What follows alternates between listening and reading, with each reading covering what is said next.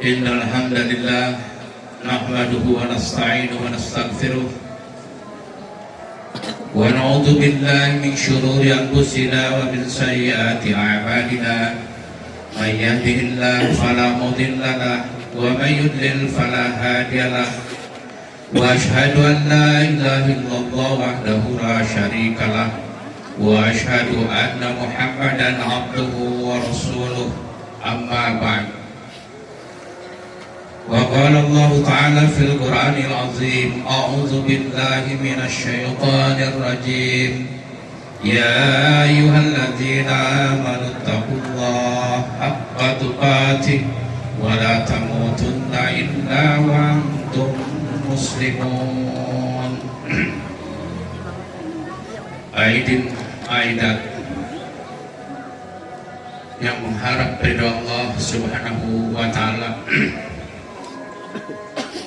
Lebih dahulu kita panjatkan puji syukur kepada Allah Subhanahu wa taala yang sampai hari ini Allah masih memberikan kesempatan kepada kita sekalian untuk bisa hadir bersama-sama dalam melaksanakan ibadah kepada Allah, khususnya pelaksanaan salat Idul Fitri pada tahun 1446 Hijriah ini, yang tentunya kita belum tahu apakah umur kita akan sampai pada tahun berikutnya. Wallahu a'lam, Allah yang Maha Tahu. Selanjutnya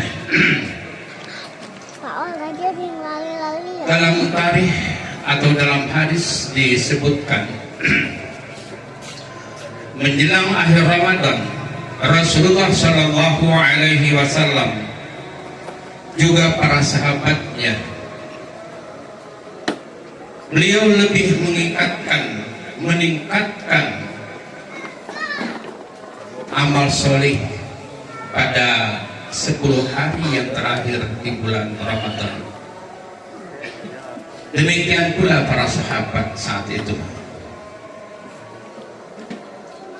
Ibadah yang diutamakan oleh Rasulullah Shallallahu Alaihi Wasallam daripada ibadah-ibadah yang lain, khusus pada bulan Ramadan, seperti yang baru saja meninggalkan kita.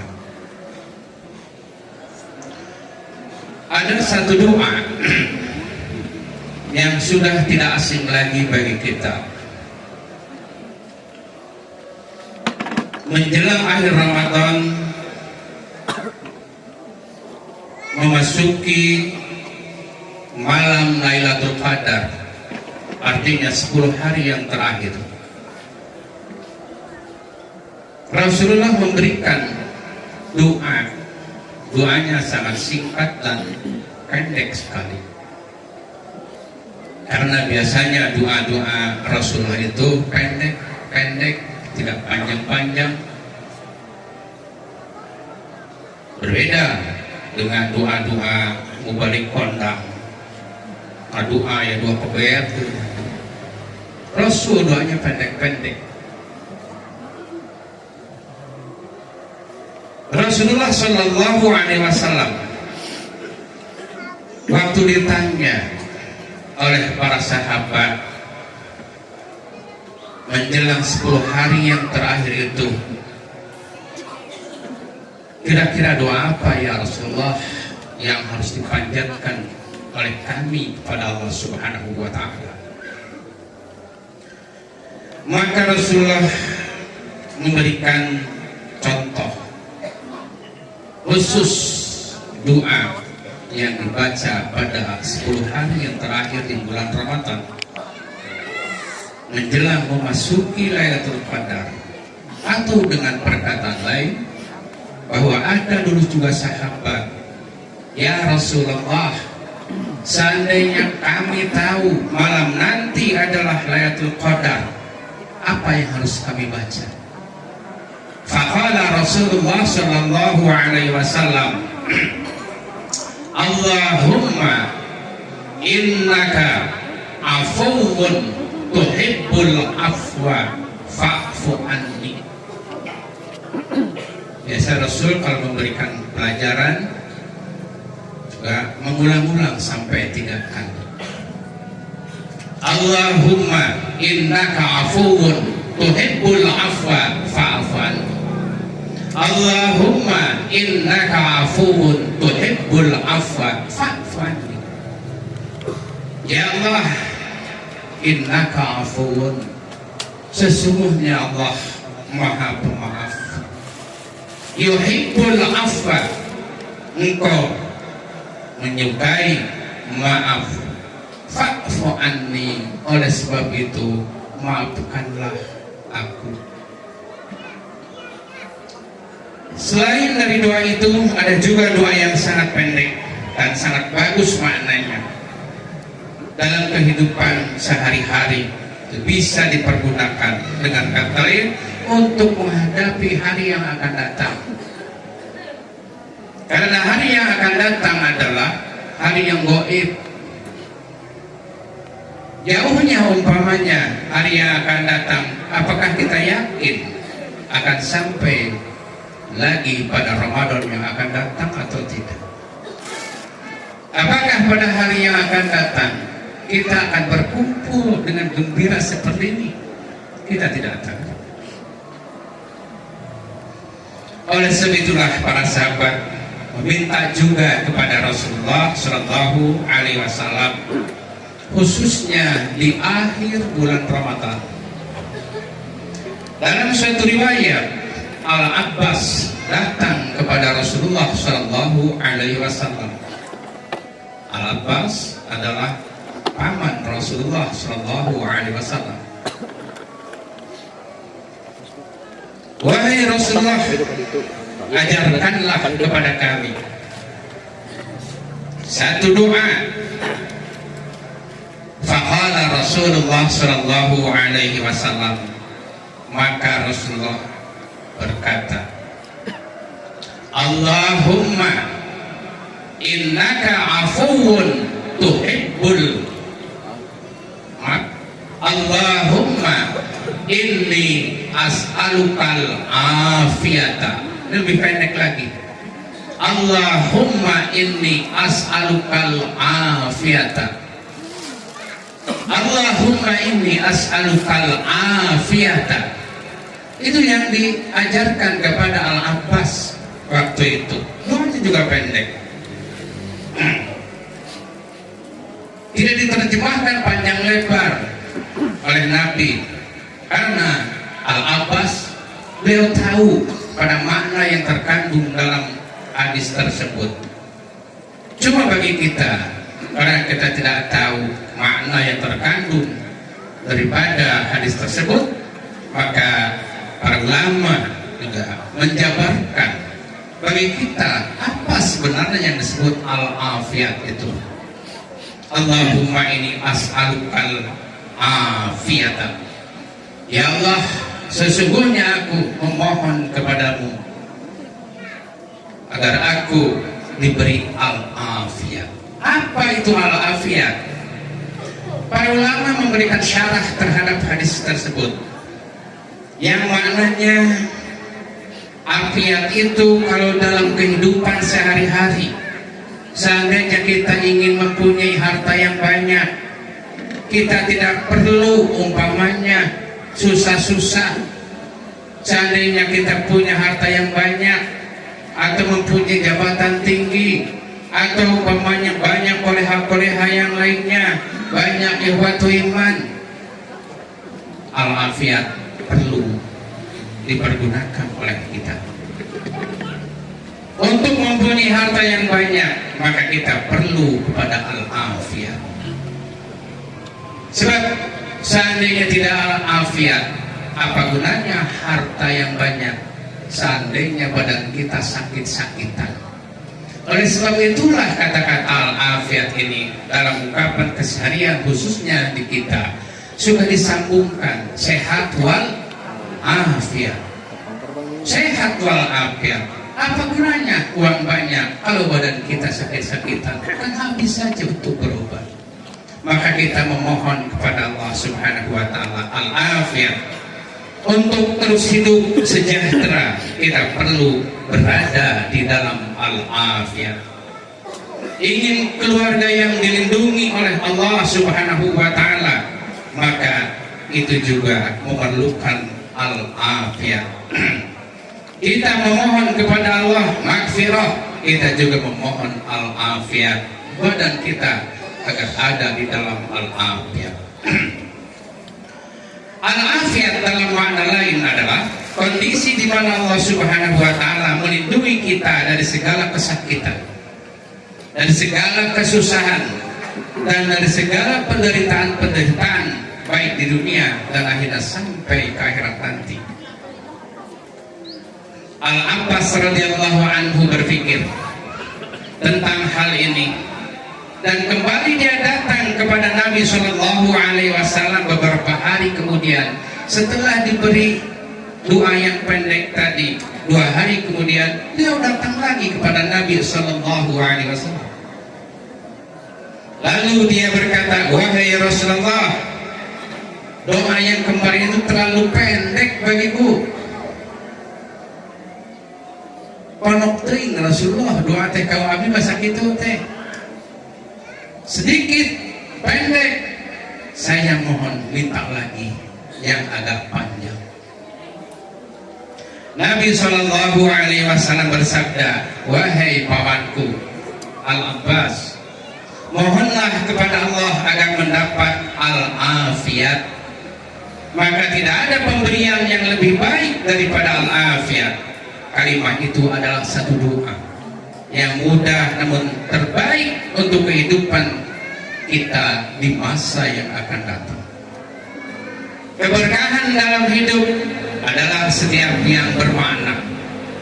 Dari apa yang kita mohonkan saat berdoa, lalu didapatkannya seiring dengan sehat lahir dan batin. Ya Allah, aku memohon kepadamu agar aku selamat dari semua kesusahan, kesulitan, kesedihan, dan bahaya atau musibah, serta janganlah engkau menguji aku dengan urusan yang aku tidak mampu untuk memikulnya. Itu makna al-afiyat. Doanya yang diberikan kepada Al-Abbas. Apakah doa itu khusus untuk Al-Abbas? Tidak. Untuk kita semua. Seandainya kita membutuhkan doa atau al-afiyat itu, bacalah doa itu dengan khusyuk, panjatkan kepada Allah Subhanahu wa taala. Insya Allah semua itu sudah tercakup di dalam makna kalimat yang pendek itu, Allahumma inni as'alukal afiyat. Aidin aidan, yang mengharap ridho Allah Subhanahu wa taala. Keimanan adalah modal yang terpenting dan merupakan fondasi awal bagi seseorang, dan amal soleh yang akan menjadi bekal serta membawa kebahagiaan yang akan menuntun kepergian kita dari dunia ini sampai ke akhirat nanti. Pahala tidak akan terputus seandainya kita pada saat sekarang ini mengikuti tuntunan Allah Subhanahu wa taala yang dipraktekkan oleh Rasulullah Shallallahu Alaihi Wasallam. Allah Subhanahu wa taala berfirman, illal ladzina amanu wa amilus shalihat falahum ajrun ghairu mamnun. Kecuali orang-orang yang beriman dan mengerjakan amal soleh, maka mereka akan mendapat pahala yang tidak terputus-putus.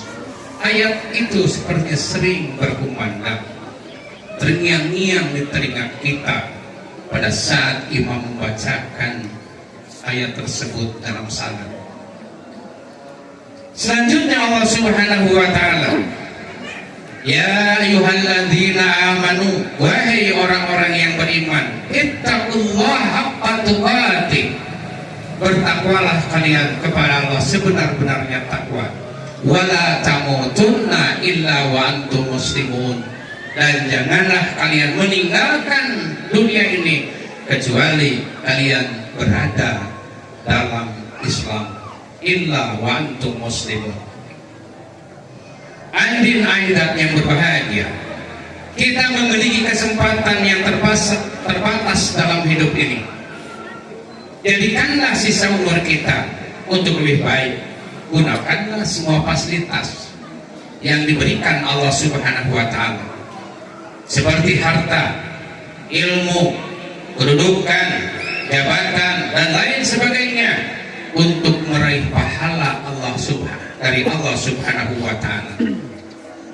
Begitu pula kesehatan merupakan pemberian Allah yang terbesar kepada diri kita.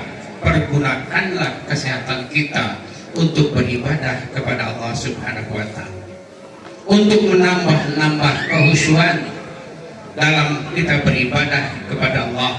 Karena badan sehat, hartanya juga al-afiat, maka kita beribadah kepada Allah akan lebih khusyuk dalam menjalankannya. Oleh sebab itulah, dalam sabda yang lain, Rasulullah Shallallahu Alaihi Wasallam bersabda, aksiru dzikra hadimin ladzat, yakni al-mauta. Sering-seringlah, perbanyaklah oleh kalian untuk mengingat pemutus kelezatan, yakni al-mauta, maut. Dengan kata lain, sering-seringlah ingat pada maut. Hadis riwayat At-Tirmidzi. Perhatikanlah oleh kita perbekalan untuk menuju hari esok atau akhirat, supaya kita tenang melangkah dalam kepergian untuk menuju suatu tempat yang indah, yaitu surganya. Allah Subhanahu wa Ta'ala mengingatkan, ya ayyuhallazina amanu, wahai orang-orang yang beriman, ittaqullah, hendaklah kalian bertakwa kepada Allah. Wal tandur nafsu ma qaddamat lighad, dan perhatikanlah apa yang telah diperbuat untuk hari esok, untuk hari akhirat. Wattaqullah, dalam potongan ayat ini ada dua makna perintah takwa kepada Allah. Wattaqullah, hendaklah kalian bertakwa kepada Allah. Innallaha khabirum bima ta'malun, karena sesungguhnya Allah Maha mengetahui terhadap apa yang kalian kerjakan. Insya Allah semua termasuk orang yang cerdas, karena lebih mengutamakan urusan yang penting untuk kehidupan yang lebih baik dan lebih penting, kehidupan yang abadi yang tidak akan diputus oleh kematian, yaitu kehidupan di akhirat nanti. Maka sibukkanlah diri kita dengan beramal soleh, dengan dasar modal yang utama, yaitu keimanan, fondasi awal bagi seorang untuk beramal soleh, yang akan menjadikan bekal, yang membawa kebahagiaan yang tak akan terputus nanti di hadapan Allah Subhanahu wa Ta'ala. Demikianlah sabda Allah Subhanahu wa Ta'ala sebagai pedoman dalam hidup ini, dijabarkan oleh Rasulullah Shallallahu Alaihi Wasallam di awal-awal turun ayat ini, dan sabda Rasul itu sudah dipertanyakan oleh Al-Abbas kepada Rasulullah Shallallahu Alaihi Wasallam. Dalam kehidupan keseharian, maka kita juga perlu al-afiat, perlu kesehatan dan al-afiatnya. Tadi juga disebutkan, apa gunanya harta yang banyak seandainya badan kita selalu sakit-sakitan? Apa gunanya ilmu yang tinggi, gelar yang panjang, disiplin ilmunya banyak, tapi pada saat seperti itu badan kita ada dalam kesakitan. Untuk itulah maka Nabi Shallallahu Alaihi Wasallam sepertinya beliau tahu apa yang akan datang. Apa yang akan datang itu adalah gaib, Padahal tentang yang gaib tidak ada yang tahu masalah gaib kecuali Allah Subhanahu wa taala. Cuma Rasulullah Shallallahu alaihi wasallam memprediksi untuk hari ke depan apa yang harus kita siapkan untuk meraih pahala dari Allah Subhanahu wa taala. Walaupun kita tidak yakin apakah sampai hari esok kita bisa hidup, tapi Rasulullah tetap memberikan pedoman-pedoman untuk menjalani hari ini agar hari esok seandainya kita sampai pada hari esok itu lebih baik daripada hari yang sekarang. Demikian selanjutnya. Demikian Rasulullah Shallallahu alaihi wasallam waktu itu memberikan nasihat kepada Al-Abbas. Tidak khusus untuk Al-Abbas karena ada dalam kaidah usul fikih sesuatu yang diberikan pada seseorang itu mencakup untuk semuanya, untuk kita, untuk orang-orang yang akan datang. Karena waktu itu yang bertanya adalah Al-Abbas, kemudian diberikan oleh Nabi doanya itu khusus buat Al-Abbas, tidak, untuk kita semua. Jadikanlah sabda Rasulullah yang pendek tadi dalam berdoa kepada Allah Subhanahu wa taala. Kita juga mohon kepada Allah Subhanahu wa taala agar kita diberi al-afiyah. Ya Allah, berikanlah al-afiyat kepada kami. Ya Allah, berikanlah al-afiyat kepada saudara-saudara kami. Ya Allah, berikanlah al-afiyat pada ibu bapak kami, baik yang masih ada ataupun sudah tiada. Ya Allah, limpahkanlah maghfirah-Mu pada kami, pada ibu bapak kami, baik yang masih ada ataupun sudah tiada. Aqulu qouli hadza wa astaghfirullah li wa lakum. Wassalamualaikum warahmatullahi wabarakatuh.